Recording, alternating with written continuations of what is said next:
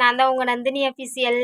இன்னைக்கு ஒரு வீடியோ தான் பார்க்க போகிறோம், விளாக் தான் பார்க்க போகிறோம். என்ன விளாக்னா தீபாவளி ஸ்பெஷல் தான் பார்க்க போகிறோம். என்னென்னா மைசூர் பாக்கு தான் செய்ய போகிறோம். அது நான் செய்ய மாட்டேன், எங்கள் அக்கா தான் செய்வாங்க. வாங்க எப்படி செய்கிறாங்கன்னு பார்க்கலாம், அதுக்கு என்னென்ன தேவைன்னு பார்க்கலாம். மாவு 1 கப்பு,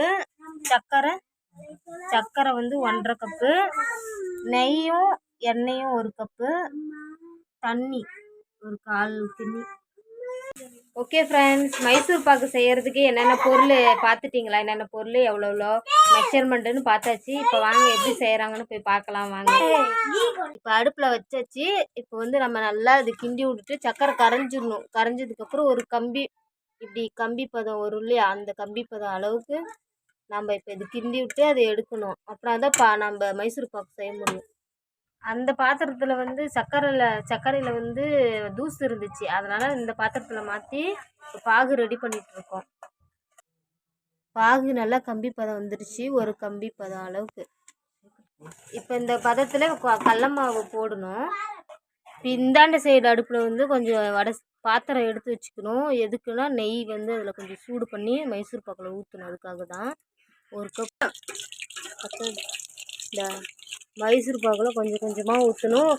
ஒரே அடியாக ஊற்றக்கூடாதுங்க, கொஞ்சம் கொஞ்சமாக மொண்டு ஊற்றணும். அப்படின்னா தான் அது வரும்.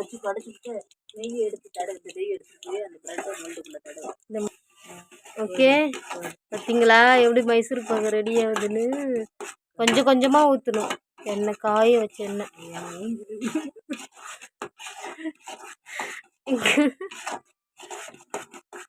ஊற்றட்டுமா?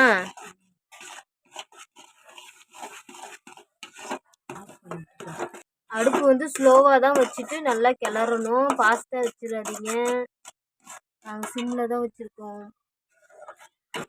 மைசூர் பாக்கு செய்கிறதுக்குனா அடிகனமான பாத்திரம் வச்சு தான் செய்யணும். அதாவது அந்த இரும்பு வடைசட்டி இருக்கு இல்லைங்களா, அதில் தான்லாம் செய்யணும். நாங்கள் வந்து எங்கள்கிட்ட அந்த வடைசட்டி இல்லை, இந்த பாத்திரம், அதனால் இதில் நாங்கள் செய்கிறோம்.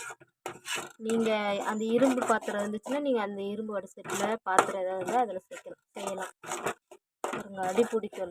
அதெல்லாம் அடி பிடிக்காது. ஃபஸ்ட் டைம் மைசூர் பாக்கு செய்கிறோம். அது நல்லா வருதா இல்லை சொதப்பலாக வருதுன்னு தெரியல. நல்லா தான் வரும். இருந்தாலும் வாங்க செஞ்சதுக்கப்புறம் பார்க்கலாம், சாப்பிட்லாம். தீபாவளி ஸ்வீட்டு.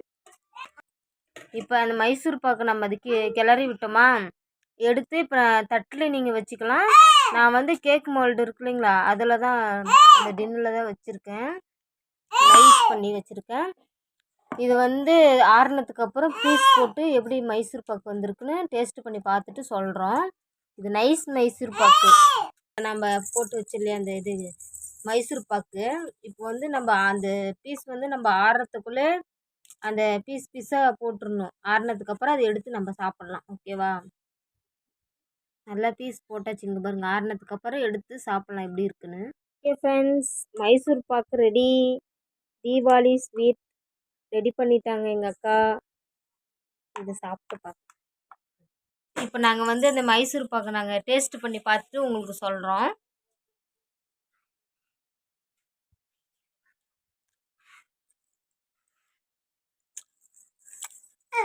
எப்படி இருக்கா பாப்பா? ரொம்ப டேஸ்டியாக இருக்கு. நல்லா இருக்கா? நைஸ் மைசூர் பாக்கு நம்ம கடையில் வாங்கி சாப்பிடுவோம் இல்லையா, அதோட ரொம்ப ஹெல்த்தியாகவே நம்ம வீட்டில் செய்யலாம்.